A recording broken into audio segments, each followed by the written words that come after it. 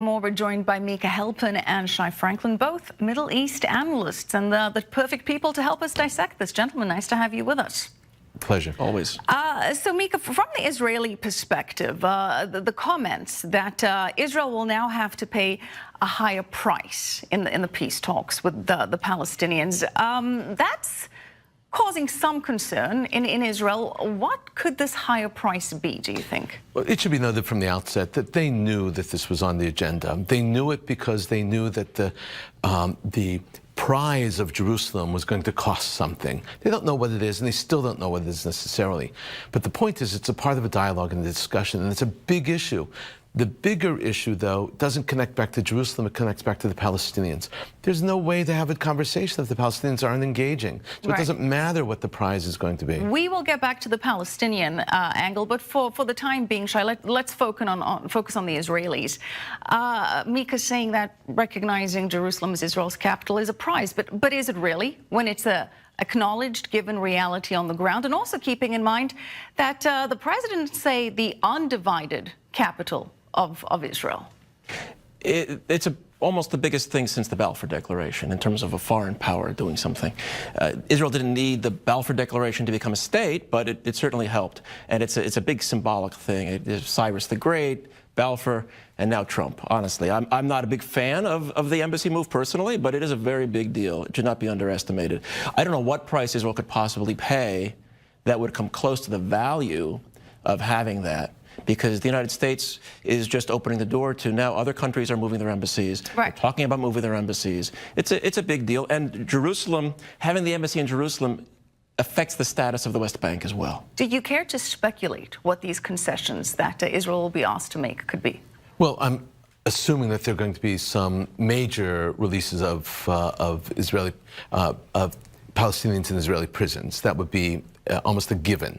I would probably suggest that there are going to be areas that are going to be swapped that will be connected into Palestinian controlled areas. I would probably say there would be a release of some of the barricades and things like that. I'll probably suggest that there would be a great exchange, hopefully a promise of economic development and ties. Right. And the economic development and the ties are going to be particularly important, not just in terms of university exchanges, but other kinds of things, so that there would be some sort of integration of the societies. Right, and certainly the economic angle does seem to be the linchpin of this particular proposal, at least from what we're hearing on the sidelines. Micah, to your point, that regardless of the Israeli side, there is no Palestinian peace partner on the other side.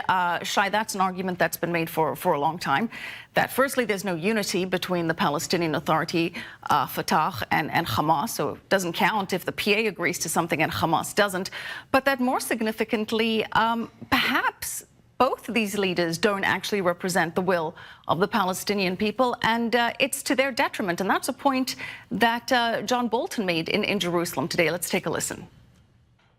If Hamas cared more about the people of the Gaza Strip than their political priorities, we wouldn't have a lot of these troubles. And I think it's a sad outcome for the Palestinian people that all they've got now is a choice between Hamas and the Palestinian Authority.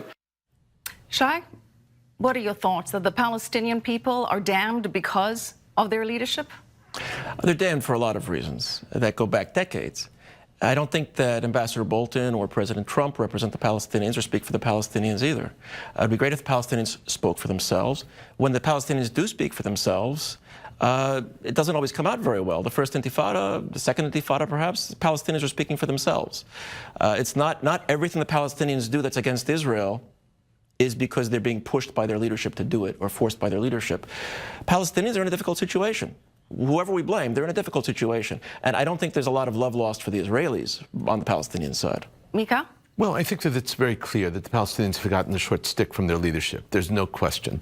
That said, however, the reality is that there's been no grassroots Palestinian voice that we've been able to hear. Right. In addition to that, even in Trump's suggestion that there should be some sort of quid pro quo, it's a suggestion, of course, across the board, it's rejected by the Palestinians also. Right. And it's interesting also, I wouldn't necessarily call it the quid pro quo. Bolton said it doesn't exist.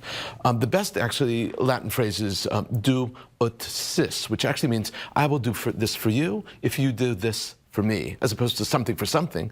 It's predicated on something. That is that I will do this for you, and then hopefully you'll do this for me. And the reality is that that kind of phrase makes much more sense. Right. The Palestinians aren't willing to do. So the big question that's going to be demanded is that Israel is going to be demanded to do something for the Palestinians.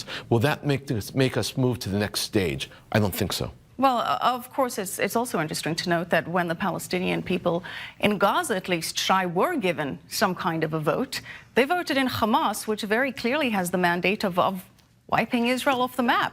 So can we infer anything from that? Is the best way to maybe move forward, if possible, to have some new kind of election on the ground, assuming that it would be free and fair?